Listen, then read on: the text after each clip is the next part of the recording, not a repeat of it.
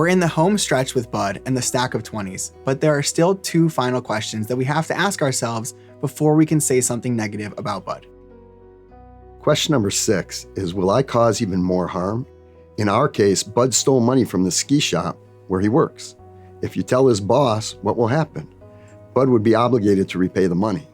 However, if you know that Bud's boss has a vicious temper and a loose tongue and would certainly malign Bud's name with a vengeance across the city, it's a problem. That isn't the fitting consequence for Bud's crime. It's even worse than he deserves. And therefore, because your words would cause Bud more harm than really do to him, you can't say anything.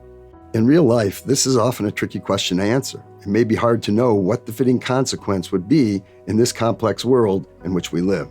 As we said before, when getting involved in other people's lives, it's always a good idea to ask an expert for advice first. As it says in the Talmud, Tractate Talmud, chapter 4, who is wise? One who sees what will result from their decisions. For question number 7, the final question, we ask, did I try alternatives?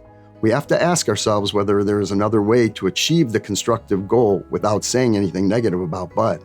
In this case, the constructive goal is to get Bud to pay back the money he stole. So what are some alternatives? Firstly, we mentioned that we could speak directly to Bud and encourage him to admit what he did and pay back the money. We also could try waiting to see if he regrets his misdeeds and admits the act on his own. Or perhaps the act was caught on the security camera and we could simply suggest that the manager watch the recording closely. It is powerful to note just how far one should go not to say lashon hara, even about someone who just stole money. If there's any other way to facilitate the just solution without saying something negative about Bud, we have to do everything in our power to do so. The daily to-do is, when faced with an opportunity to say something which is not so positive, try to find an alternative way to achieve the same result and stay far away from any lashon hara. I'm Scott Peters. And I'm Maverick Peters. And we're trying to keep it clean.